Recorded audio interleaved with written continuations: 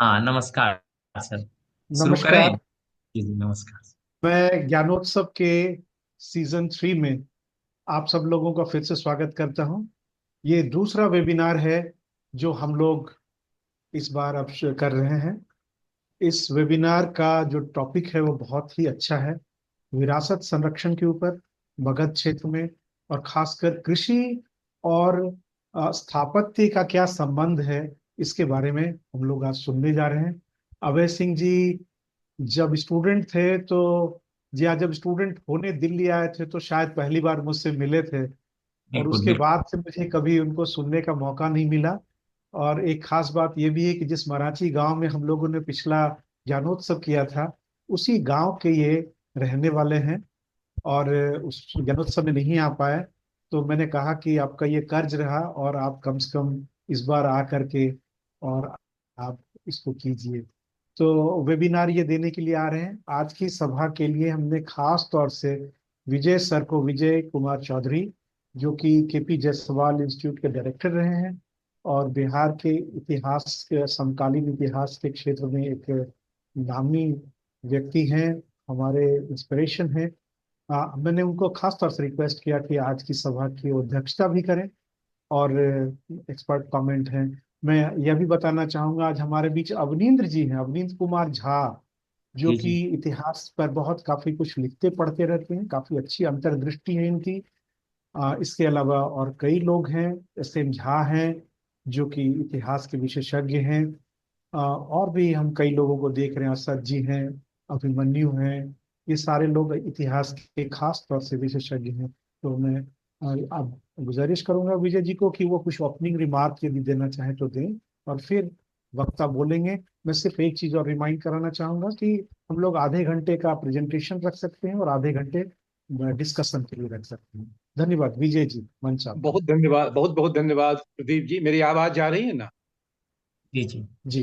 तो मैं ज्यादा कुछ नहीं बोलूंगा, केवल यही कहूंगा कि मगध की विरासत जो है वो इतनी जटिल और इतना समृद्ध है कि हम सब लोग उत्सुक हैं कि कृषि और स्थापत्य की विरासत को लेके आज के जो वक्ता हैं वो क्या बोलने वाले हैं। तो हम लोग उनको सुन लेते हैं और फिर उस पे कमेंट्स आएगा, फिर अपनी बात में उसके बाद चाहता हूँ। अभय जी, तो आप अभय थोड़ा जी सा से कैमरा अनुरोध है। एडजस्ट कर लें। अभय जी, थोड़ा जी कैमरा जी। एडजस्ट कर लें, थोड़ा सा आपका ऊपर और कर कैमरा को। आपका कट रहा है। नहीं नहीं नहीं। हाँ हाँ हाँ। अब ये ठीक है? जी, ये ठीक है। हाँ, अभय जी अपनी बात अब आप शुरू करें। जी जी, नमस्कार। एक्चुअली ये मगध के 16 जिलों में अ, जो कृषि का क्षेत्र है अपना, उसमें मुझे मौका मिला पिछले 20 वर्षों में जाने का। और मेरी इच्छा थी, जिज्ञासा भी थी। तो मैं गया के मठ में पहले गया था। सबसे पहले मैं उसी मठ पर शोध करना चाहता था। लेकिन बाद में फिर लगा कि यहाँ तो मगध क्षेत्र में काफी सारे 16 जिलों में मठ हैं। तो उन जिलों में जाने का प्रयास किया, कई जगह पर गया, और वहां जाने के बाद कुछ चीजें सामने आई। और उन चीजों से जो मेरी समझ बनी, वही कुछ मैं साझा करना चाहूंगा। ये मगध क्षेत्र में जो हेरिटेज साइट्स है, विरासत स्थल है, या वहां पर जो एक ट्रेडिशनल फार्मिंग सिस्टम्स है, उद्देश्य मेरा ये शुरू में था कि इसका एक डेटाबेस बनाया जाए। और यहाँ पर जो हेरिटेज साइट्स हैं, उसमें जो भी धीरे धीरे उन साइट्स को अनदेखा कर दिया गया, और वहां से लोग माइग्रेट करके अर्बन एरियाज की ओर चले गए। और वो जो साइट्स थे, उसमें से जो मठ था वो तो इंस्टीट्यूशनल साइट्स था, क्योंकि वो सिर्फ ग्रेनरीज नहीं था मठ।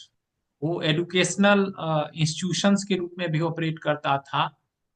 और कभी भी नेचुरल अगर कैलेमिटीज होती थी, तो उसके लिए वो एक बफर प्रोवाइड कराता था रिसोर्सेज का। और नेचुरल वैगरीज में अगर फ्लडिंग वगैरह भी आता था, तो वहां पर लोग आके रुकते थे। और लोगों को कृषि कार्य से संबंधित भी लोगों को जो भी वहां पर संवाद होता था, उसमें बेहतर कृषि कैसे किया जा सकता है पारंपरिक तरीके से, सिंचाई की व्यवस्था कैसे की जा सकती है, रेन वाटर हार्वेस्टिंग जो अभी काफी प्रचलन में है, पूरी दुनिया में डिबेट में है जब हम सस्टेनेबल डेवलपमेंट की बात करते हैं तो वो जल संरक्षण प्राकृतिक तरीके से कैसे किया जा सकता है। तो ये सब समझने की मेरी मंशा थी। तो अ, हमें कुछ चीजों पे वहां जाके पता लगा कि ये जितने भी हेरिटेज साइट्स हैं वो डिलेपिडेटेड कंडीशंस में हैं, उसको कैसे फिर से संरक्षित किया जाए और कृषि कार्य को बेहतर तरीके से करने के लिए क्या वैज्ञानिकता लाया जाए, या जो पारंपरिक सोच का जो बेहतर तरीका था उसको फिर से कैसे प्रयोग में लाया जाए। और वहां से जो बहुत बड़ी तादाद में श्रमिक, और खास करके श्रमिक के परिवारों के साथ बाल श्रमिक, उनका प्रवासन हो रहा है, उनको कैसे रोका जाए। और साथ में एक और भी लोभ लालच जो अर्थव्यवस्था का होता है, वो ये भी कि इन साइट्स के कंजर्वेशन के बाद वहां पर अर्थव्यवस्था को एक पर्यटन की दिशा में कैसे विकसित किया जाए। उसमें केंद्र सरकार की और राज्य सरकारों की क्या भूमिका हो सकती है, अपने राज्य सरकार, जो भी सरकारें राज्य में बिहार में रही है या आने वाले कल में सरकारें बनेंगी, उनकी भूमिका क्या हो सकती है। तो उद्देश्य यही था कि ये जो हेरिटेज हमारा है, जो गुप्त काल से ही है, लगातार उस समय जो भूमि दान दिया गया, उसके बाद जो लगातार पिछले 1000 1200 1500 वर्षों में ग्रेजुअली ये जो मठ एज एन इंस्टीट्यूशन डेवलप किया, और बाकी दूसरे हेरिटेज साइट्स, उससे रिलेटेड एंसिलरी हेरिटेज साइट्स भी डेवलप हुए, उसके प्रति लोगों की सबसे पहले तो जागरूकता कैसे हो।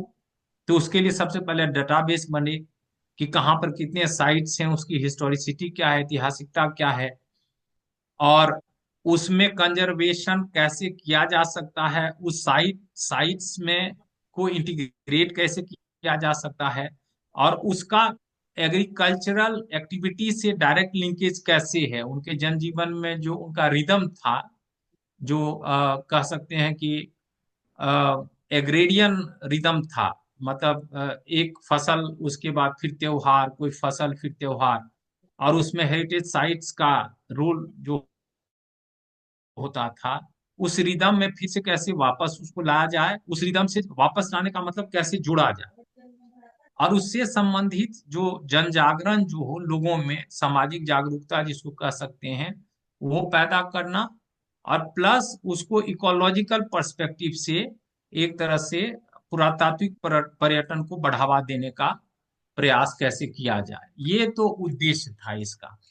और इसी के इसमें कुछ जो मैंने जब जब गया, जहां जहां जो जो हमें चीज मिली, जिसके बारे में जो भी लिटरेचर मिला, मतलब मगध क्षेत्र में कुछ पुराने घरों में, कुछ पुस्तकालयों में उसका अध्ययन किया, और उसके आधार पर जो मेरी समझ बनी वो मैं आपसे साझा करना चाहूंगा। एक्चुअली मगध पूरा जो क्षेत्र 16 जिलों का जब मैं बात कर रहा हूँ, वो अपने विशाल कृषि परिदृश्य के भीतर स्थित मठों और मंदिरों और गांवों के लिए जाना जाता है। अगर इन 16 जिलों में जाएं तो वहां सुंदर वास्तुशिल्प डिजाइन मिल जाएगा, और कई मठ जैसे वैष्णव मठ या ठाकुरबाड़ी, जो ठाकुरबाड़ी वहां टेम्पल्स को बोलते हैं, जैसे भगवान राम का पवित्र मंदिर ठाकुरबाड़ी कहा जाता है। उसी तरह से एक बाढ़ जगह है, वहां भी मैं गया था। वहां एक जल गोविंद है जगह, जल गोविंद मठ के नाम से जाना जाता है।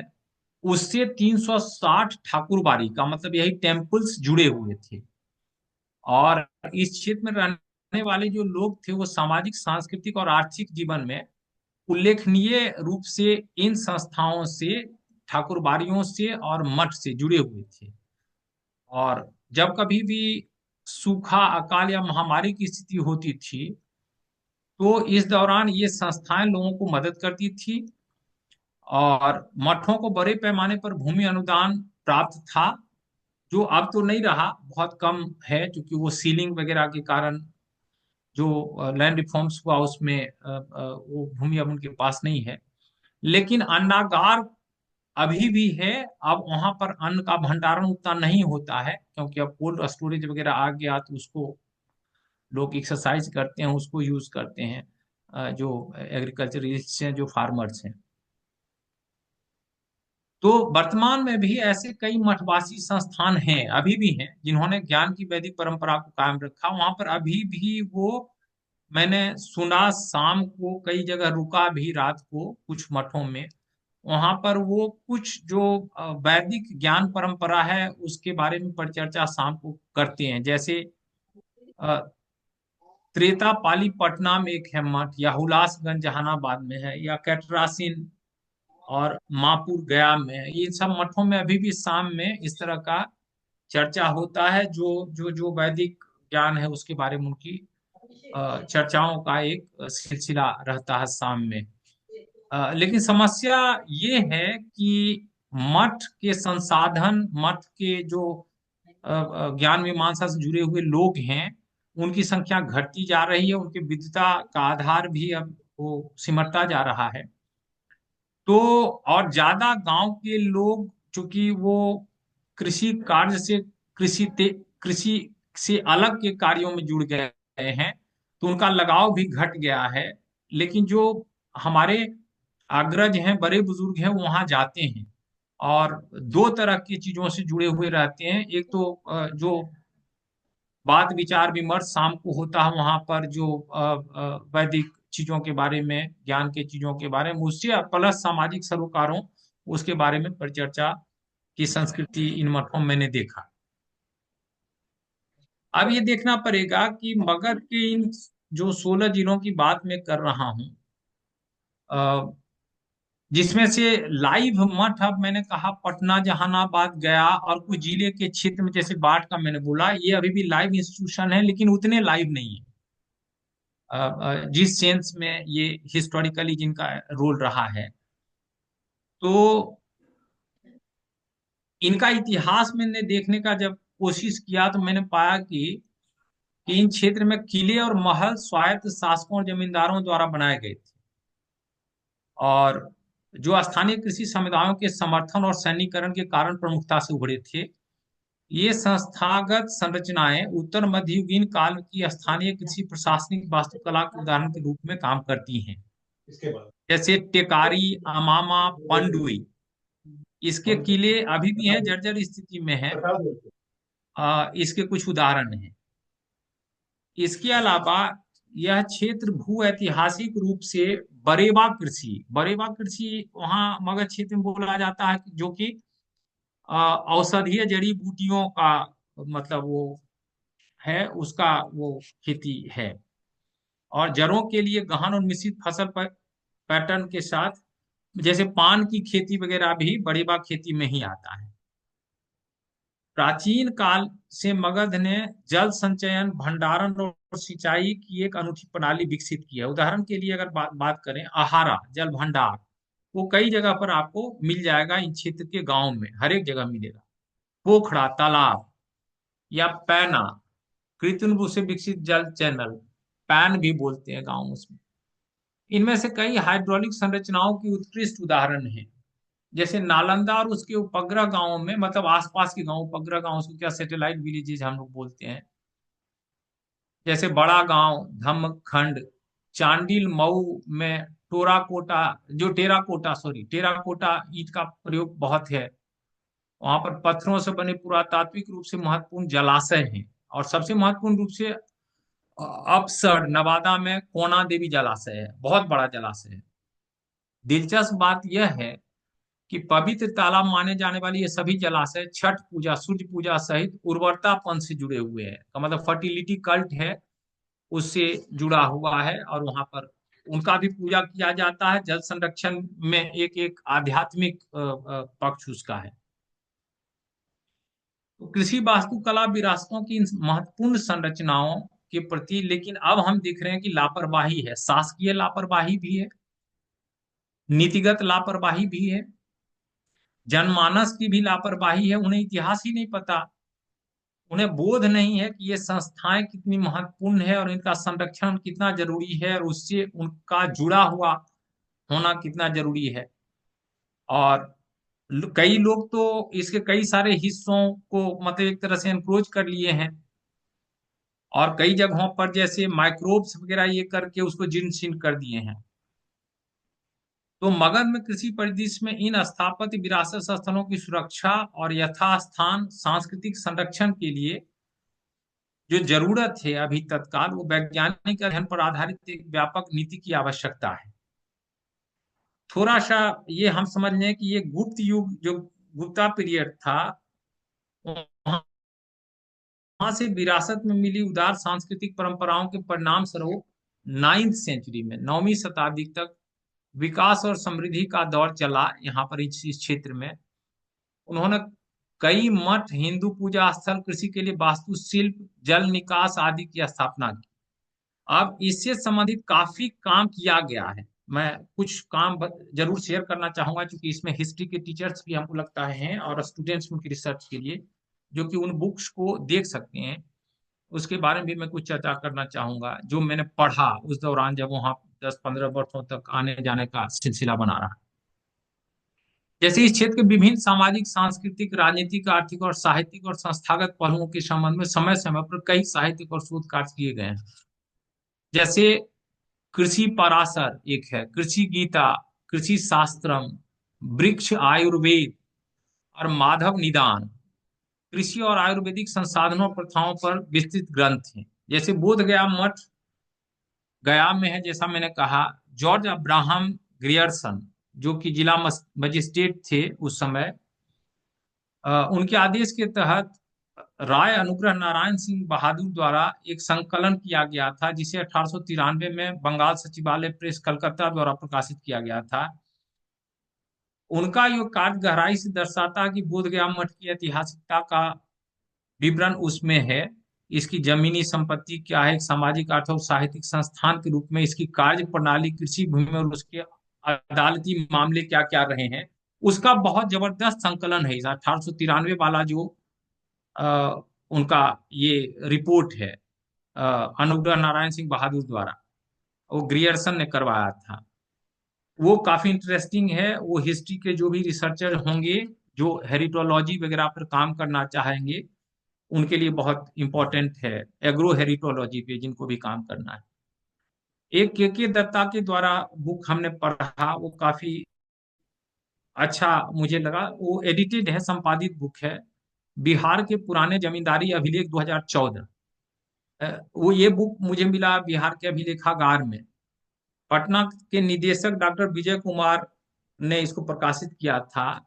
इस बुक में जमींदारों की ऐतिहासिक पृष्ठभूमि के बारे में बतलाया गया है, उनकी भूमि जोत और वहां पर पावर स्ट्रक्चर क्या था उसके बारे में, और सोशल इंस्टीट्यूशंस कैसे धीरे धीरे इरोड हो रहे थे, उसमें संरक्षण की संभावनाओं की बात की गई थी, और उनके वंशावली आदि पर विस्तार में चर्चा किया गया था। इसी तरह की एक और महत्वपूर्ण बुक मैं पढ़ा जो आप लोगों को भी आने वाले कल में देख सकते हैं, एलपी विद्यार्थी के द्वारा।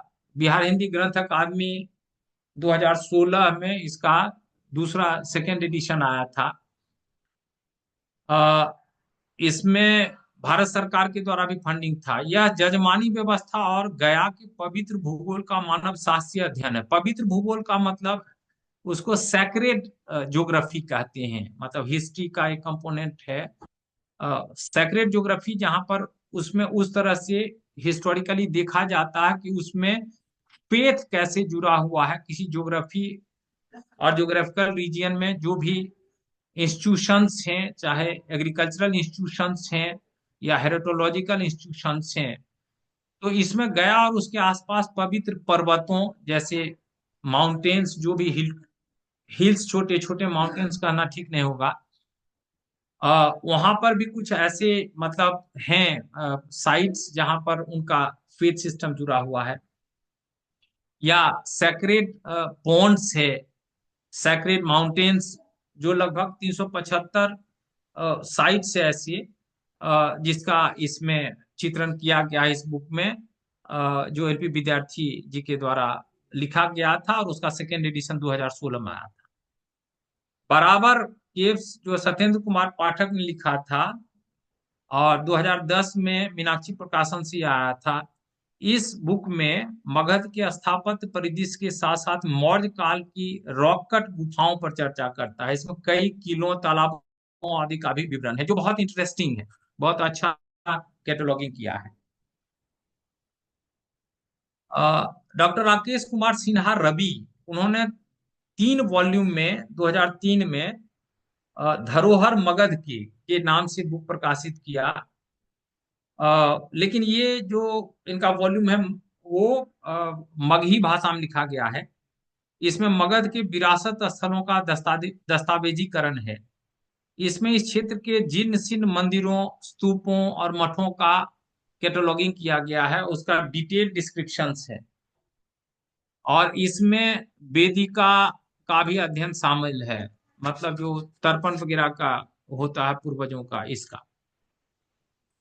19th सेंचुरी के बिगिनिंग में, शुरुआत में, टेकारी के महाराजा मित्रजीत नारायण सिंह द्वारा कृषि शास्त्रम का संकलन किया गया, जो चीन अमेरिका कृषि में हरित क्रांति का आधार बना।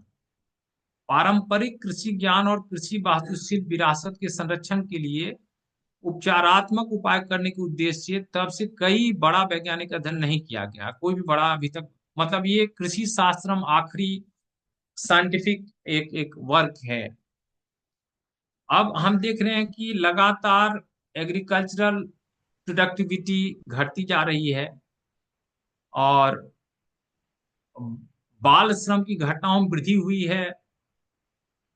Forced migration to urban areas हो रहा है इन क्षेत्रों से, मतलब एक तरह से मजबूरन वहां से, बाध्यता के तहत, चूंकि वहां आर्थिक स्थिति कृषि क्षेत्र में उत्पादकता के संदर्भ में घटती जा रही है, उसके कारण वहां से बाध्यता के तहत लोग शहर की ओर प्रवास कर रहे हैं। तो हमारे पीढ़ी के समक्ष चुनौती या लक्ष्य यह है कि इस जो मगध क्षेत्र में है उसमें कृषि वास्तुशिल्प विरासत स्थलों, जो मैंने कहा कि चाहे वो जितने भी 365 साइट्स के आसपास, अलग अलग में, कहीं 375 साइट से, किसी में 365 साइट से, वो सारे साइट्स में मैं नहीं गया हूँ, लेकिन रैंडमली मैं 30-35 साइट्स पे गया था। इन विरासत स्थलों में जैसे हाइड्रोलिक संरचनाओं और पवित्र परिसरों, जितना भी है, मतलब जो चाहे वो कह सकते हैं इसको कि जल संरक्षण से संबंधित और कई सारे बड़े बड़े कुएं हैं, उसमें भी है। तो उसका कैसे डॉक्यूमेंटेशन किया जाए, ये हमारे पीढ़ी के समक्ष चुनौती है। और इसमें इसको जन जागरण करके दबाव बना के राजनीतिक दलों पर या शासन व्यवस्था पर कि इसका डॉक्यूमेंटेशन करे, और उसके आधार पर इस डॉक्यूमेंटेशन से जो उनको एक दृष्टि मिले, उसके आधार पर नीतिगत पहल करे। और जैसे ये डाटा का सेट तैयार करके उसके आधार पर इन इन इन एरियाज का मैपिंग हो, उसका डिजिटलाइजेशन हो, डिजिटलीकरण हो, ये एक चुनौती है। और इन विरासतों के ह्रास के लिए उत्तरदायी मानव रासायनिक जलवायु कारकों का वैज्ञानिक एवं विश्लेषणात्मक अध्ययन को प्रमोट करे सरकार, बिहार सरकार या भारत सरकार में हम लोग प्रोजेक्ट अप्लाई करें, वहां काम करें, और वहां से फाइंडिंग्स लेके फिर सरकार को दें और उस पर एक नीतिगत उनको आगत मिले, इनपुट्स मिले। स्थानीय हाइड्रोलॉजिकल और जलवायु परिस्थितियों के अनुकूल टिकाऊ कृषि और कृषि फसल विविधता के लिए प्रयास करने की जरूरत है, वो चुनौती है।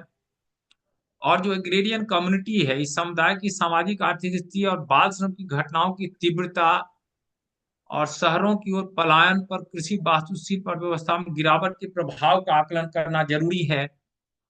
कि जब वहां से लेबर फोर्स, जो सबसे ज्यादा प्रोडक्टिव लेबर फोर्स है, जो युवा अवस्था में प्रवेश कर रहा है, और वो वहां से आउट माइग्रेट कर जा रहा है शहरों की तरफ, तो उससे वहां पर उत्पादकता पर असर पड़ रहा है। हालांकि Mahatma Gandhi national rural employment guarantee act 2005 के क्रियान्वयन के बाद पलायन की तीव्रता में कमी आई है, लेकिन उसमें काफी सारा जो कार्य का क्षेत्र है वो डायरेक्टली कृषि और ये जो संस्थाएं हैं हमारी कृषि से जुड़ी हुई उन संस्थाओं के संदर्भ में नहीं है।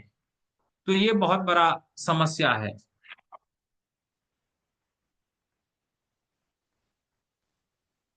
अब तो मैं वहां गया था तो काफी कुछ लोगों से मिला था और उससे कुछ चीजें जो समझा कि पहले से मौजूद जो पारंपरिक ज्ञान या कृषि पद्धतियां और विरासत स्थलों के बारे में जो हमने पूछा, बातचीत की, तो हमने देखा कि वहां पर आर्द्र भूमि जो थी, आर्द्र भूमि धीरे धीरे खत्म होती जा रही है। पिछले 30 वर्षों में, और उनमें से जो मौजूद हैं लेकिन अब उनकी देखभाल भी नहीं किया जा रहा है, उन्हें सूचीबद्ध करने की जरूरत है। वेटलैंड को हम लोग बोलते हैं रामसार कन्वेंशन के तहत कि ये किडनी है हमारा, मतलब क्योंकि ये एक्वीफर में जो भी जाता है वाटर, उसको प्यूरिफाई कर देता है और वही वाटर टेबल में जाता है, अगर ज्योग्राफी के सेंस में समझें इसको तो वो वेटलैंड्स खत्म होते जा रहे हैं। वो और जो बचे हुए हैं उसके कंजर्वेशन की जरूरत जरूरत है। उसके प्रति जन जागरण भी हो और सरकार का ध्यान भी आकृष्ट करने की जरूरत है। और वहां पर जो पारंपरिक फसल है उसको उसका सूची तैयार किया जाए। और वहां पर जो ग्रे वो उसको सीड्स बोलते हैं। किसानों में ये कल्चर है कि जो जिस किसी भी फसल की बुआई करते हैं, उस फसल की बुआई के बाद, हार्वेस्टिंग के बाद, थ्रेसिंग वगैरह करने के बाद उसके सीड्स को रखते हैं अगले साल फिर से सीड के रूप में यूज करने के लिए। तो उसका जीन बैंक क्या है सीड्स का, क्योंकि आप जान रहे हैं कि दुनिया के अलग देशों से आ रहा है सीड्स, उसका प्रयोग बेतहाशा किया जा रहा है अन्य राज्यों में। उससे शुरुआती दौर में काफी ज्यादा कृषि में उत्पादकता बढ़ गई और उसके कारण एक ग्रीड का, एक लालच का दौर आया और उसके कारण बैंक से ज्यादा लोन ले लेके उस तरह का modified seeds, genetically modified seeds खरीद खरीद के, और उसके बाद कर्ज के बोझ के तले किसान दबते गए और बाद में किसानों की स्थिति बहुत खराब हुई और उससे वो कर्ज के बोझ के तले दबते चले गए। तो वो इसलिए हुआ क्योंकि वहां का जो सीड्स का अपना जो जेनेटिक पूल है उसका मैपिंग नहीं किया गया, उसका उसको बचाने का तरीका नहीं ढूंढा गया और विदेशी जो सीड्स आ रहे हैं उस पर डिपेंडेंस बढ़ता चला गया। तो ये जो अध्ययन है मगध क्षेत्र को एक पारिस्थितिकी इकाई के रूप में हम मानते हैं, जो हम आपके सामने प्रस्तुत कर रहे हैं। और 16 जिलों को हमने देखा, उस पे आप लोगों में से आने वाले कल में जो काम करेंगे उनको करना चाहिए। और अब आप इसमें जो चेक है करेंगे आपको, जी जी, अभय जी, अब 5 मिनट में आप कंक्लूड करेंगे। जी जी, क्वांटिटेटिव क्वालिटेटिव मतलब दोनों तरह का अध्ययन का संभावना आपके पास रहेगा। जैसे अभिलेखीय स्रोत आपको मिल जाएंगे बहुत सारे, और प्रशासनिक रिपोर्ट हैं, उसको भी आप ध्यान दे सकते हैं। और फिर जब बात हुई इसमें तो ये मैं यहीं खत्म करता हूँ सर, फिर अगर बात प्रश्न आएगा तो फिर करूंगा। Thank you sir. धन्यवाद सर। जी, विजय जी सर।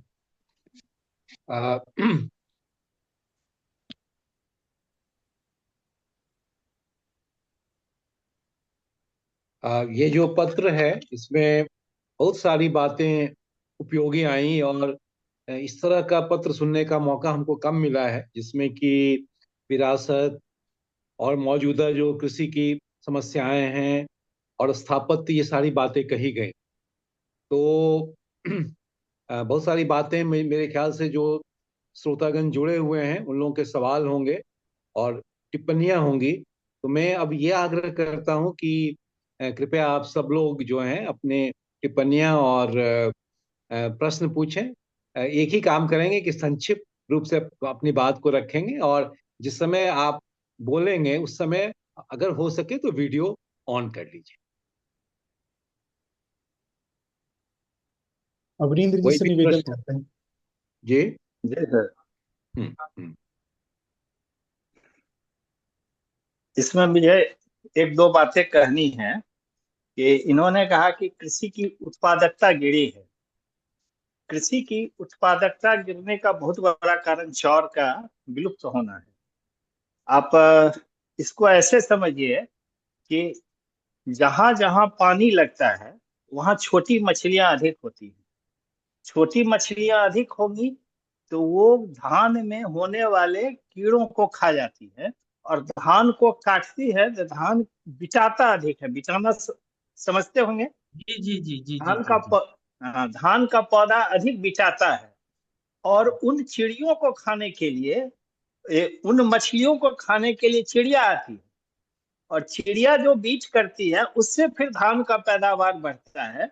और जिस इलाके में चौर अधिक था आज से 100 साल पहले, वो इलाका खास करके सहरसा और दरभंगा के बीच का, आज तो अब तो मधुबनी आ गया, के बीच में आलापुर और जब्ती परगना था राज दरभंगा का। उसके बारे में अंग्रेजों ने लिखा है कि खूंखार तरीके से ये मैंने उर्वरक क्षेत्र था। अब अंदाजा कीजिए, उसका कारण था कि वो चौर था। जैसे जैसे चौर सिमटता गया है वैसे वैसे टोटल उत्पादकता गिरती गई। एक चीज। दूसरा, अपने जल संरक्षण की बात की, जलाशयों के संरक्षण की बात की।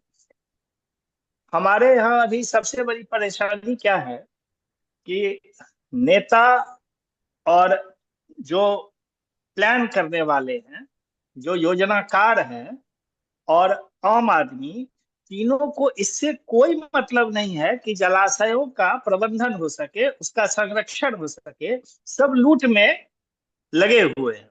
इसका एक बहुत बड़ा उदाहरण मैं देता हूँ। मेरे गांव के बगल में एक नदी बहती है, जीवछ। आज से 20 साल पहले तक, मतलब 90 95 तक, तो निश्चित रूप से उसमें बड़ा बड़ा फरस चला करता था। बड़ी बड़ी नावें चलती थी जो 20 मन 25 मन लेके चलती थी। और आज वो नदी सूख चुकी है, समझे। तो अब सरकार ने क्या किया है कि जल जीवन हरियाली के तहत उसका गाद नहीं साफ कराई है, किंतु जी। उसका जो घाट था उस घाट को उसका पक्काकरण कर दिया है। पक्काकरण कर दिया जी। अब क्या हो गया, उसके पक्काकरण करने से उस नदी का जो अपना इकोसिस्टम था वो खत्म हो गया। खत्म हो गया जी। तो उसमें पलने वाला छोटा छोटा कीड़ा, छोटी छोटी मछलियां जो कि किनारे से अपना खाना लेती थी या किनारे पे डिपेंड करती थी, वो तमाम जीव नष्ट हो गए। वो जी जीव नष्ट हो गए तो अब नदी में रहने वाली चिड़िया गायब हो गई। पिछले 4 वर्षों में उस नदी की हालात इतनी खराब हो गई है इस जल जीवन हरियाली के तहत कि पूरी की पूरी नदी सूख चुकी है। और सबसे खासियत बात है, मैंने इसमें दिलचस्प बात कर रहे हैं कि एक तीरभुक्ति एक मैगजीन निकलती है दिल्ली से, वो मैथिली की जी मैगजीन है। जी उसमें जी उसने जलाशय पे ही एक अपना विशेषांक निकाला। उस जी विशेषांक में पहला आलेख जो है सो संजय झा, जो उस समय में जल संसाधन मंत्री थे, उनका था, और जिसमें उन्होंने जल जी जीवन हरियाली की प्रशंसा की है। और दूसरा आलेख मैंने लिखा था जिसमें मैंने उसमें क्या खामियां और क्या क्या, कहाँ कहाँ सरकार गलत कर रही है, उस चीज को जी हमने पॉइंट आउट किया है। किंतु ढाक के 3 पात। ऐसा तो नहीं है कि संजय झा जल संसाधन मंत्री उसको नहीं पढ़े। पढ़े पढ़ने हैं। के बावजूद आप उस पर एक्शन क्या लिए, तो कुछ नहीं।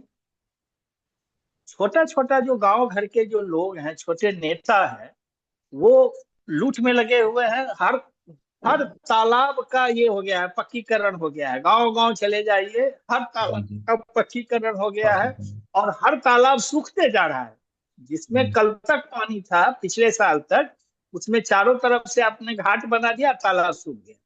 जी तो ये परेशानी है। हमारे यहाँ जो तालाब होता था, तालाब में एक इनलेट होता था जी जो जी बारिश की पानी का स्वाभाविक रूप से, प्राकृतिक रूप से तालाब में आता था, और तालाब का जो गंदा पानी था वो आउटलेट से निकल जाता था। हर तालाब का उस तरह का कंस्ट्रक्शन हमारे यहाँ पूर्वजों ने किया था, किंतु इस पक्कीकरण में वो दोनों आउटलेट आउटलेट इनलेट दोनों बंद हो गया है, तालाब सूख रहा है। ये सब कुछ परेशानियां हैं जिसके तरफ समाज का कोई ध्यान नहीं है।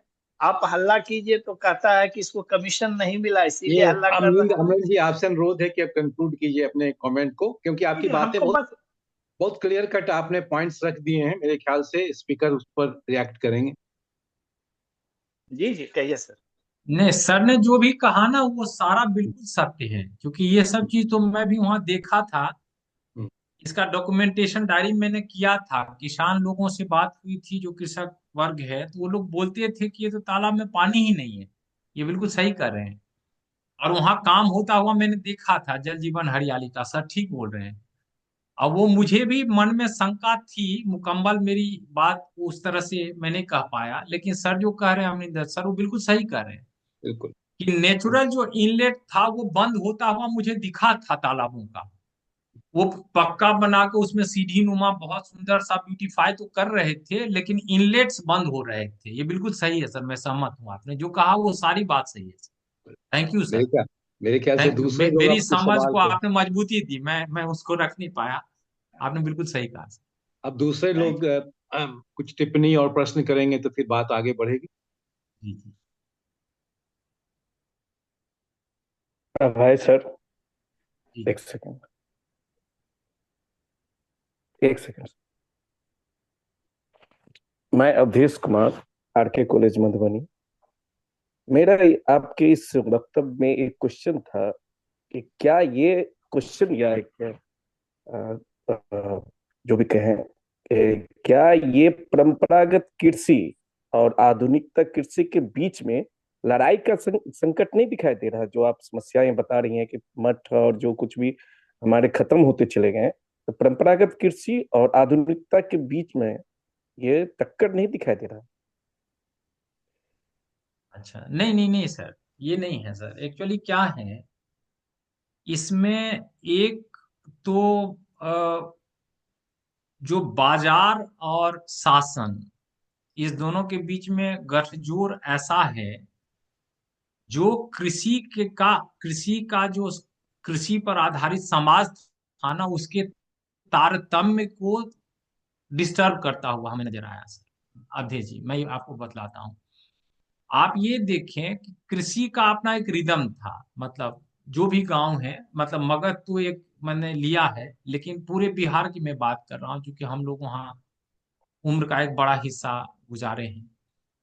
अ, जी सर। तारतम्य इसलिए क्योंकि आप देखेंगे, जैसे उत्तर बिहार की बात सर अमरिंदर सर अभी बोल रहे थे, वहां भी मैं गया था। कोसी का क्षेत्र पूरा जो एरिया है, वहां इस संदर्भ में नहीं गया था, लेकिन बचपन से जाता रहा हूं। तो मैंने ये देखा कि बांध बना दिए, बांध से, लेकिन उसके बावजूद भी वो समस्या हल नहीं हुआ। मतलब वो जो चावल की खेती होती है, धान डूब जाता है, मतलब, जी और सर। किसानों को बहुत नुकसान होता है, हर एक साल तो होता बाढ़ के है बाढ़ कारण। के कारण। तो वो समस्या आधुनिक नहीं, वो हल नहीं कर पाया सर, है ना।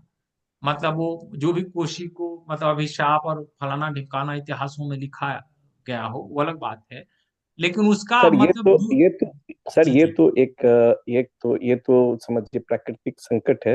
लेकिन मेरा था कि क्या इंस्टीट्यूशनल लेवल पर इसे जो गैप था, ये परंपरागत खेती जिस तरह से हो रही है, आज के लोगों को आधुनिकता में आने के बावजूद भी उस खेती के बारे में नहीं पता है। वो केवल प्रोडक्टिविटी बढ़ाने में नए नए सीड्स को, जो आपने बीटी कॉटन और ये सब हाँ बातें अभी रखे हैं, तो नए हाँ नए नए नए प्रोडक्शन को बढ़ाने में, प्रोडक्टिविटी बढ़ाने में लोग पार्टिसिपेट कर रहे हैं, हाँ, जो भी नहीं, लोग खेती कर। मैं आप बिल्कुल तो अवधेश जी क्या ठीक मैं कर रहे हैं। वो जो गैप को कहीं हमें कहीं कमी तो नहीं दिखाई दी? मठ का जो योगदान होना चाहिए था, जैसे सडनली तो बंद नहीं हो गया होगा मठ का जो यूज था, कि मठ इंस्टीट्यूशन की तरह अपने लोगों को बताना कि कैसे खेती करना है, वो चीज गैप हो गया एक तरह से। हाँ, एक्चुअली ना ये पॉलिसी अपैथी रहा है, मैं आपको बतलाता हूँ। धीरे धीरे धीरे धीरे हिस्टोरिकली क्या हुआ कि जो भी एडमिनिस्ट्रेशन में थे, जिनको पॉलिसी बनाने की जवाबदेही थी, जब वो लैंड रिफॉर्म्स हुआ, लैंड रिफॉर्म्स के बाद एक जो एडमिनिस्ट्रेटिव पॉलिसी सपोर्ट ऐसे इंस्टीट्यूशंस को मिलना चाहिए था, जी वो सर। एकाएक विड्रॉ कर लिया गया। मतलब उनके हम्म। अपने जो रिसोर्स बेस थे उसको तो छीन ही लिया गया, साथ में कोई स्टेट सपोर्ट नहीं मिला, और उससे ये संस्थाएं धीरे धीरे मृत प्राय हो गई, है ना। जी सर। तो जी वो जी जी। हमारा ये है कि जन जागरण ये हो, जैसे जो प्रदीप सर जो ये मुहिम लेके चल रहे हैं, इसको हम लोग अगले मतलब अपने जीवन में आगे बढ़ाएं, और उसमें ये रखें कि लोगों तक ये बात से कि जमीन में सामाजिक बोध में ये सबल तरीके से आए, उनके विमर्श का ये हिस्सा बने, और उसके संरक्षण और उस संस्थाओं के पुनर्जीवन की दिशा में क्या प्रयास कर सकते हैं। जी सर। क्योंकि ये बहुत बड़ा मतलब ऐसा इंस्टीट्यूशन है, बहुत वाइब्रेंट इंस्टीट्यूशन रहा है ये सब कुछ जो पुस्तकों को मैंने पढ़ा, क्योंकि मैं पॉलिटिकल साइंस का विद्यार्थी हूँ। लेकिन मेरा इधर झुका हुआ, जब एक बुक पढ़ा तो लगा कि और पढ़ें और पढ़ें, मतलब 20-25 बुक पढ़ा और बार बार जाने का मन किया, मतलब यहाँ दिल्ली में रहते हुए भी। और उसको फिर नए दृष्टिकोण से कृषि परिवार में ही जन्म लिया। उसके बावजूद लगा कि ये कृषि की स्थिति ऐसी कैसे हो रही है, इतनी संस्थाएं, कई जगह पर मठ थे, वो सारे मठ ये जीर्ण शीर्ण अवस्था में है। फिर जानकारी की एक उत्सुकता बढ़ी, जैसे जैसे मतलब उस तरह रिसर्च बोध और कह सकते हैं कि जानने का इतिहास जानने की कोशिश किया कि हाँ होता क्या क्या था, इसके फंक्शंस क्या क्या थे। तो वो सारा कुछ जानने के बाद लगा कि ये तो संस्थाएं बहुत वैल्यूबल इंस्टीट्यूशंस रहे हैं, और इनको एकदम इस तरह से हम लोग फॉरगो नहीं कर सकते। जी सर। अभी भी वो संस्थाएं हैं, उसमें अभी भी जो आखिरी पीढ़ी जो है वहां पर वो लोग हैं अपने जीवन के ज्ञान अनुभव और कृषि क्षेत्र जी के जी। सारे चीजों की समझ के साथ हैं, लेकिन वो आखिरी पीढ़ी ही है। जो मठों में आप जी जाएंगे सर। तो अभय आखिरी जी पीढ़ी धन्यवाद। के सन्यासी हैं। जी जी अभय जी, मुझे लगता है दूसरे लोग भी सवाल और जी जी टिप्पणी के साथ जी होंगे, उन थैंक यू लोग को सर। भी हम लोग सुने हैं। जी। आप जी थैंक यू, अच्छा प्रश्न था। जी जी मैं बोल सकता हूँ सर? जी आप जी जी दीजिए जी बिल्कुल। प्रदीप सर। जी जी एक आपने चर्चा की जल गोविंद मठ की, जी बाढ़ जी में, बाढ़ वाला। जी और जी उसके बारे में आपने बताया कि ये 360 ठाकुरबाड़ी हैं जुड़े जिनका हुए हैं। कि जी नेटवर्क है। जी इसके जी बारे में थोड़ा हम और जानना चाहेंगे। बड़ा इंटरेस्टिंग कॉन्सेप्ट है ये, कि एक मठ और उसके इर्द गिर्द पूरा एक नेटवर्क है। इसके बारे जी में जी। और क्या जानकारी आप शेयर कर सकते हैं, या ऐसे और कितने नेटवर्क्स मिले आपको?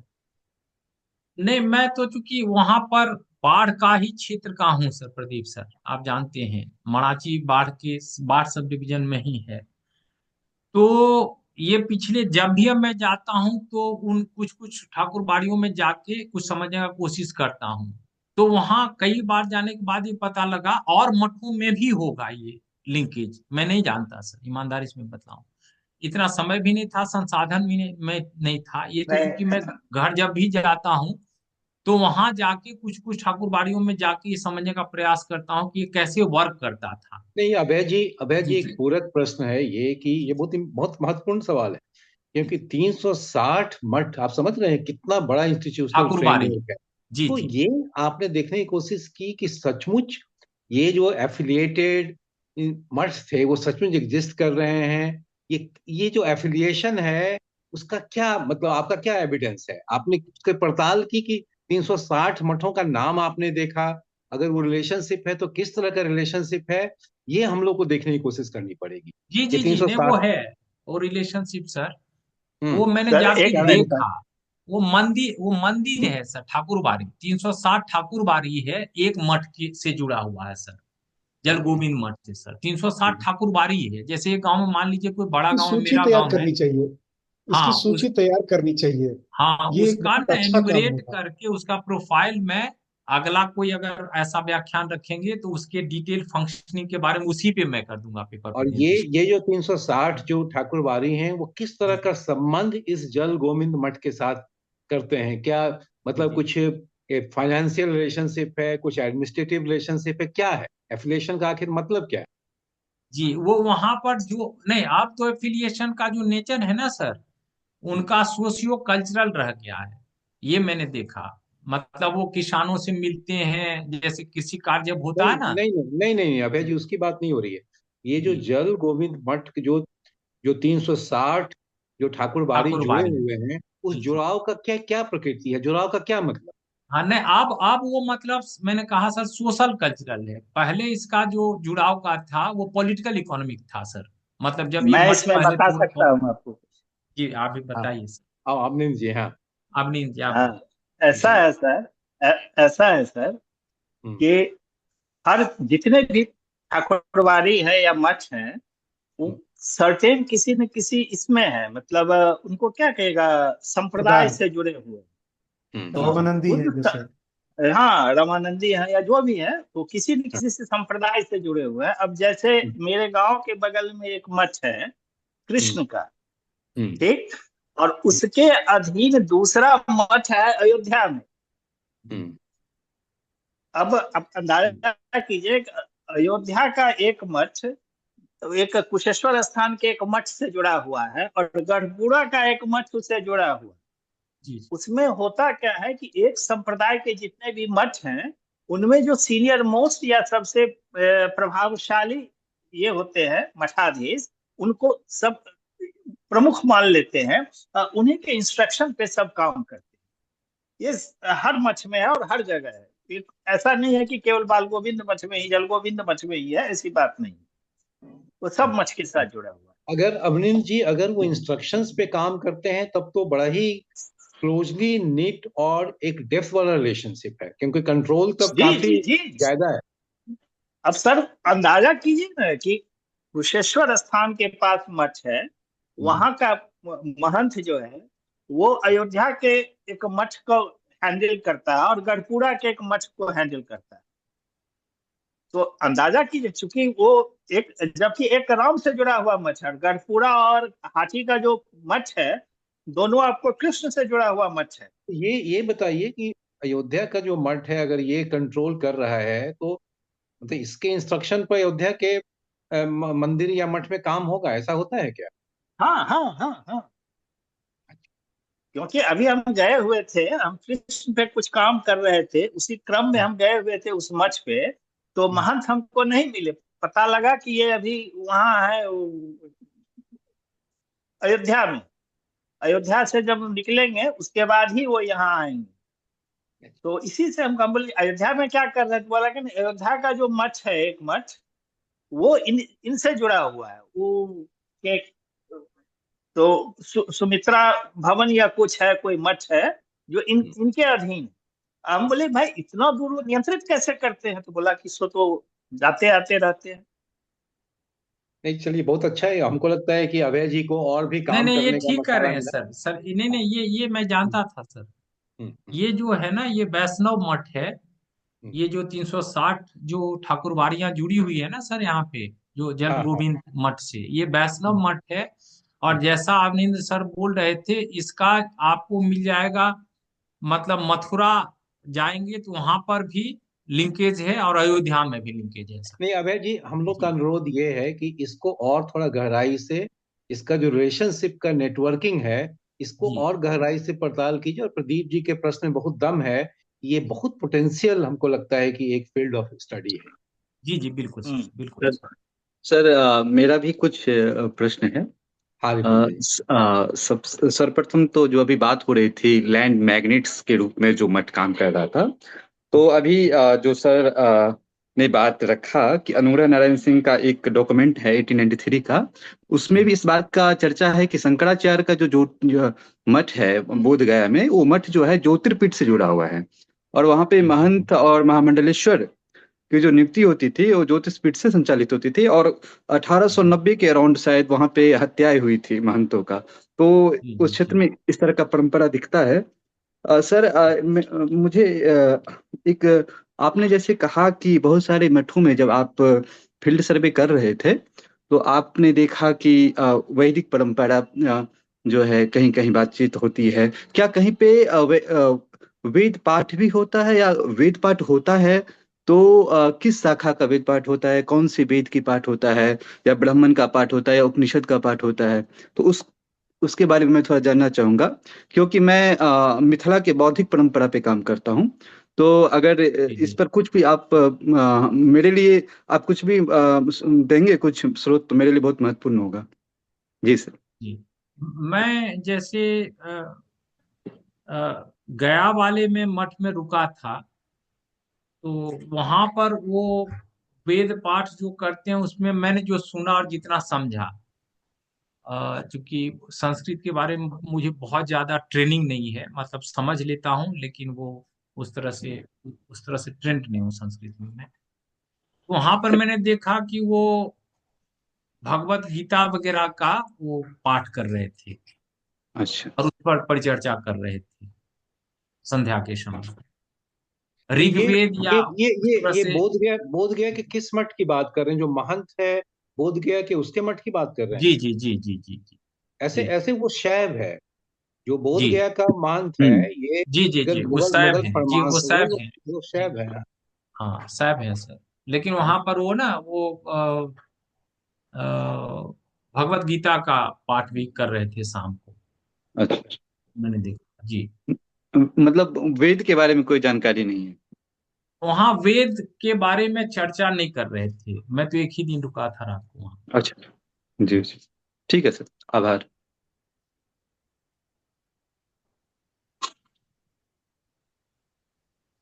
और और कोई प्रश्न या टिप्पणी? सर मैं महेंद्र कुमार हूँ, जी जी धर्मशाला में हूँ तो बिहार का ही, अ, केंद्रीय विद्यालय से सेवानिवृत्त हिंदी शिक्षक। जहाँ तक जो विषय जो दिया गया था कि मगध क्षेत्र में स्थापत्य, कृषि और स्थापत्य विरासत का संरक्षण, मैं थोड़ा सा विलंब से जुड़ा था क्योंकि यहाँ बिजली नहीं थी। जब बिजली आई तो मैं जुड़ा। तो मैं यही जानना चाहता हूँ कि क्या स्थापत्य विरासत का मठ तक ही सीमित है, या ऐतिहासिक या जो सांस्कृतिक जो हमारी भौतिक संरचनाएं रही हैं, चाहे वो मुगल कालीन हो या फिर किसी भी समय में वो निर्मित हो, जो जी आज जी जर्जर अवस्था में पहुंच रही है, जी सो उनके संरक्षण की बात पर विचार होना चाहिए था, न कि केवल धार्मिक जो मठ हैं या जो हिंदू धर्म से या जिस तरह की चर्चा अभी हो रही थी, जो जवाब प्रश्न आ रहे थे और जो जवाब दिया जा रहा था। तो स्थापत्य विरासत बिहार में, मैं मूलतः औरंगाबाद जिले का रहने वाला हूँ, और वहाँ पर जो मेरा गांव है वो है दाऊद नगर में। वहाँ जी दाऊद खां का एक किला है, जी जी जो मेरे बचपन में मैंने देखा है उसे, कि वो काफी खंडहर हो चुका था, जर्जर अवस्था में, और उधर जाने में भी डर लगता था। तो जब आज की जो युवा पीढ़ी है, जो अभी जो मैं वहाँ के युवकों से मिलता हूँ, जो पीढ़ी सजग, सतर्क और जागरूक युवा पीढ़ी है, उन लोगों ने अपने दम पर उस किले को संरक्षित करने का बड़ा ही जोरदार प्रयास किया है। और उनके इस प्रयास को देख करके वहाँ का जो प्रशासन है, खास करके जो अनुमंडल स्तर पर जो प्रशासन है, वह भी काफी सक्रिय हुआ। जी जी तो स्थापत्य विरासत, मैं चूंकि देर से जुड़ा, तो मेरे पहले 10 मिनट या 12 मिनट में लेट जुड़ा था, तो उसके पहले क्या बातचीत हुई मैं नहीं सुन पाया। लेकिन जब तक जो बातें आगे जो बढ़ती गई मैं सुनता रहा। तो स्थापत्य विरासत से मैं जहां तक समझता हूँ कि जो सांस्कृतिक ऐतिहासिक जो भौतिक संरचनाएं हैं, उनके संरक्षण पर किस तरह से ध्यान दिया जाए, इस बिल्कुल पर ठीक। भी यदि चर्चा होती, अब क्योंकि अभय जी इसका जवाब देंगे। आपने बहुत हाँ स्पष्टता से हाँ, अपना नहीं नहीं सवाल ठीक है, आपका प्रश्न हम्म, जो है, प्रश्न या क्योंकि जो। क्योंकि क्योंकि जी जो विषय दिया गया है सर, वो एक क्षेत्र विशेष नहीं ठीक को लेकर के मगध में। ठीक। जी जी बिल्कुल बिल्कुल बिल्कुल ठीक सर। ठीक। हम्म, एक्चुअली वो जितना भी ऐतिहासिक वहां पर संरचना है, जितनी भी ऐतिहासिक संरचनाएं हैं जो आपने कहा, और उसका चाहे वो स्वरूप सांस्कृतिक हो या सिर्फ ऐतिहासिक हो या सांस्कृतिक ऐतिहासिक दोनों हो, उस सब के संरक्षण की बात मैं कर रहा हूँ। मतलब ये संदर्भ में एक मठ आ गया इसमें, क्योंकि इतना कम समय में बहुत ज्यादा बोलने का रहता नहीं है। तो उसमें जितने जितने भी विरासत, जो ऐतिहासिक विरासत की बात कर रहे हैं या कल्चरल हेरिटेज की बात करें, सांस्कृतिक विरासत की बात करें, तो वो सांस्कृतिक जो है समावेशी सांस्कृतिक या समावेशी ऐतिहासिक विरासत की बात मैं कर रहा हूँ। उसमें ये नहीं है कि सिर्फ मतलब वो सेक्रेट साइट्स किसी एक कम्युनिटी का हो, वो सारे कम्युनिटी के सेक्रेट साइट्स होते हैं। उन सारे का जो डिलेपिडेटेड कंडीशन में अभी है, उसके कंजर्वेशन की बात है और उसके लिए अवेयरनेस जनरेशन की जरूरत है। और जैसा आपने कहा अभी कि दाऊद खान किला या उससे संबंधित, तो ऐसे जो भी ऐतिहासिक विरासत है वहां पर जन जागरण हो और दबाव बनाया जाए, मतलब लोगों के द्वारा उनकी समझ बने, उस पर बहस हो, दबाव बनाया जाए शासनिक व्यवस्था पे, वहां पर जो भी है नीतिगत जामा उसको पहनाए और उसका पक्का क्रियान्वयन हो, ये भी उद्देश्य है। तो आपने जो कहा वो बिल्कुल सही है सर।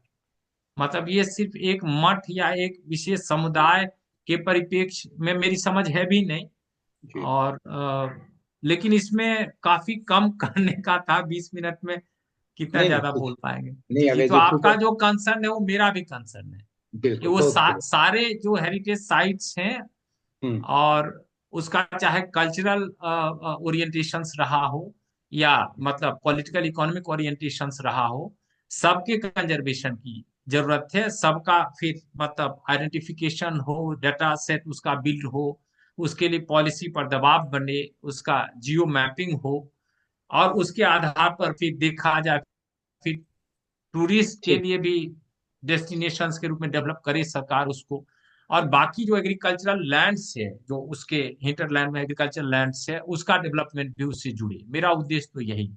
ठीक है अभय जी। हाँ, वहां पर ये पहुंच। अब मैं जरा प्रदीप जी से ये पूछना चाहूंगा कि बहुत सारे सवाल हो गए, हम लोग इसको कंक्लूड करें कि अभी और हम लोग के पास समय है? तो प्रदीप जी ही बताएंगे।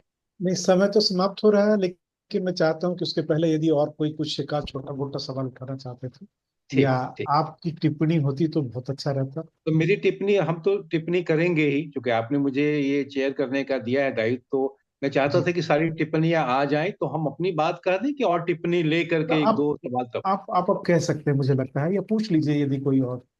हाँ तो अब सब लोग सुन ही रहे हैं, सब लोग अगर कोई हो पॉइंटेड सवाल हो तो आपसे आग्रह है कि रखें। लगता है कि अब चूंकि बहुत सारा विमर्श हो गया तो अब सारी बात नहीं है। तो मैंने ये जब विषय देखा तो मुझे थोड़ा सा ये विषय बिल्कुल अलग हटके लगा। और अब जब ये अभय जी ने सारी बातें अपनी रखी हैं तो मैं समझ पाया हूँ कि ये कहाँ से इसका उद्गम हुआ है। क्योंकि जो कैटेगरीज हैं, एकेडमिक कैटेगरीज हैं समझने की, उससे थोड़ा सा कंफ्यूजन क्रिएट हो रहा था। क्योंकि एग्रीकल्चर और आर्किटेक्चर को मिलाया जा रहा था। तो एग्रीकल्चर से संबंधित आर्किटेक्चर के संरक्षण की बात और उसकी विरासत के बारे में मैं समझ रहा था। और वो लेजिटिमेट भी है, क्योंकि वो इस सेंस में लेजिटिमेट है, उसको पॉइंट आउट करना पड़ेगा कि एग्रीकल्चर से संबंधित विरासत क्या है।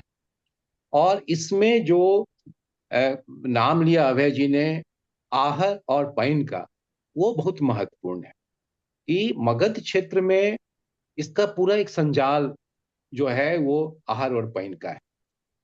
आपने अभय जी ने बौद्ध संघों का नाम नहीं लिया है, बुद्धिस्ट मोनेस्ट्रीज का नाम नहीं लिया है, क्योंकि पूरे देश में, भारत में इस पर बहुत काम हुआ है कि बुद्धिस्ट मोनेस्ट्रीज ने भी इरिगेशन के नेटवर्क को और वर्क्स को फैलाने में बहुत बड़ी भूमिका पैदा की है। तो मगध क्षेत्र में चूंकि बौद्ध मोनेस्ट्रीज का भी पूरा एक संजाल है और आहर पैन का भी संजाल है, तो ये कनेक्शन लोग जोड़ के देख रहे हैं। लेकिन आहर और पैन की क्या हिस्टोरिसिटी है, कब से ये शुरू हुआ है, इसके बारे में किसी को पता नहीं। ऐसे देखिए, मगध जो है वो बहुत ही जटिल और बहुत ही समृद्ध विरासत वाला क्षेत्र है। और अगर आप कृषि की बात कीजिए तो फिर गुप्त काल से बात नहीं है। आप अर्थशास्त्र को देखिए जो मौर्य काल के समय लिखी गई थी। तो ये अर्थशास्त्र में भी कृषि के बारे में बहुत कुछ दिया हुआ है। और उसके पहले भी बहुत सारे हमारे स्रोत हैं जो कि कृषि के बारे में बताते हैं। देखिए, मैं जितना समझ पाया हूं कि इस पेपर का पूरा बर्डन और जिस उद्देश्य से आपने खोज शुरू की है, वो उद्देश्य ये है कि कैसे पारंपरिक जो हमारी कृषि के जो हमारे तरीके थे, जो बीज, जो इरिगेशन वर्क्स, वो धीरे धीरे डाई आउट कर गए और नई परंपराएं शुरू हो गई, नए नए तरीके शुरू हो गए।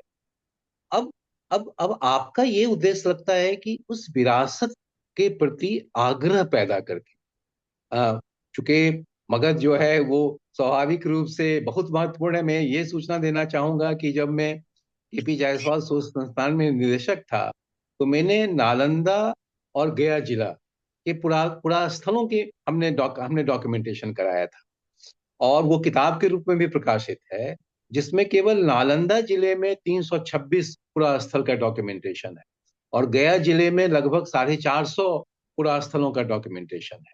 इसमें ज्योग्राफिक डेटा भी दिया हुआ है, हिस्टोरिकल डेटा भी दिया हुआ है, आर्कियोलॉजिकल डेटा भी दिया हुआ है। तो अगर ये हमारा आग्रह है कि हम विरासत के प्रति लोगों में जन चेतना फैलाकर, और तब पारंपरिक जो हमारे कृषि के जो तरीके हैं और जो इस तरह का प्रैक्टिसेस था, उसको हम रिवाइव कर सकें और शासन वर्ग पर एक दबाव पैदा कर सकें, तो ये इस हद तक इस पेपर की लेजिटिमेसी हमको समझ में आती है।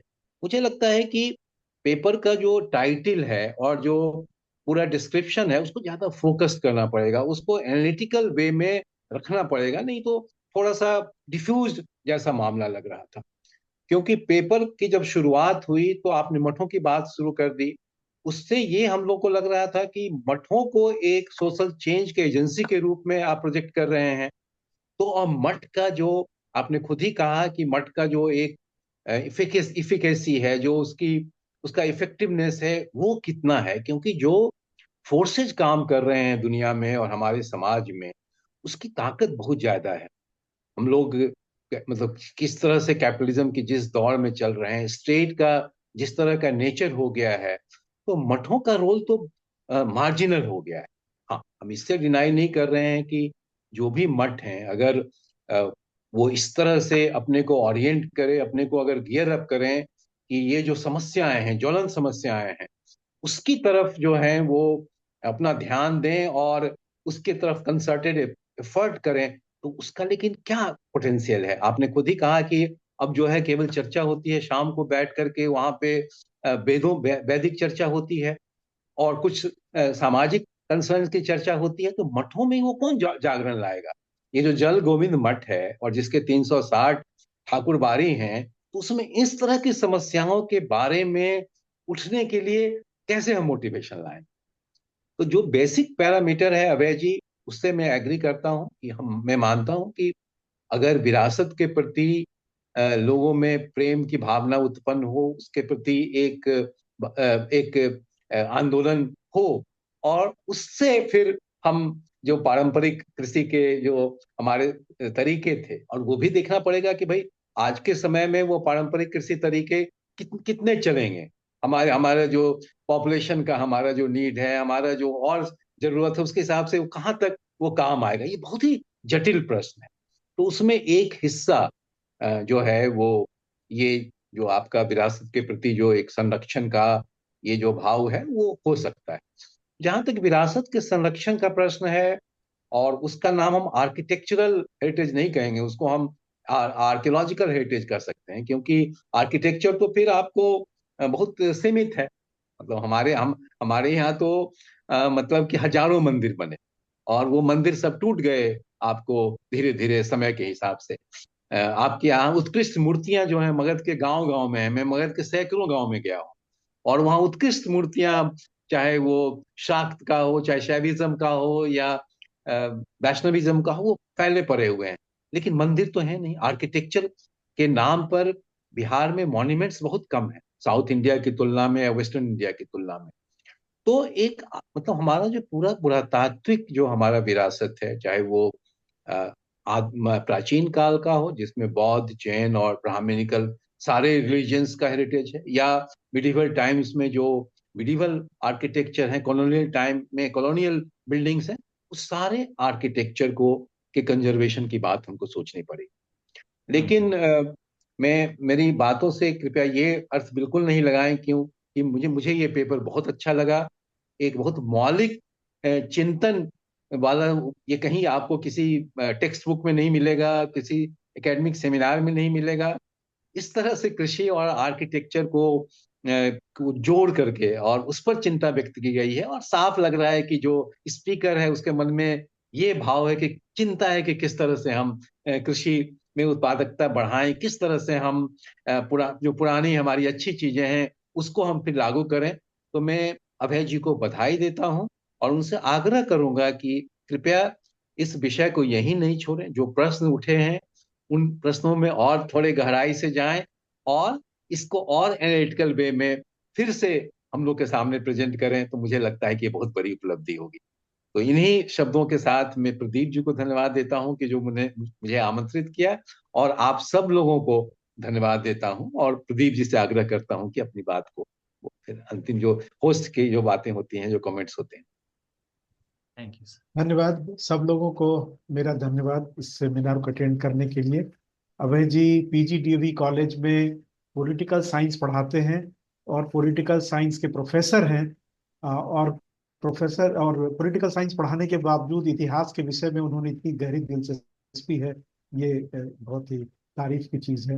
हम उम्मीद करते हैं, खासकर मेरी रुचि तो इसमें बहुत ज्यादा जगी है कि वो जो नेटवर्क ऑफ जो मठ है, इसका क्या मैकेनिज्म है, इसको और सर्च करना चाहिए और इसके बारे में डेटा कलेक्ट करना चाहिए। हम लोग उम्मीद करते हैं कि अभय जी इसके बारे में और भी सूचना लेकर आएंगे। बहुत बहुत धन्यवाद आप सब लोगों का।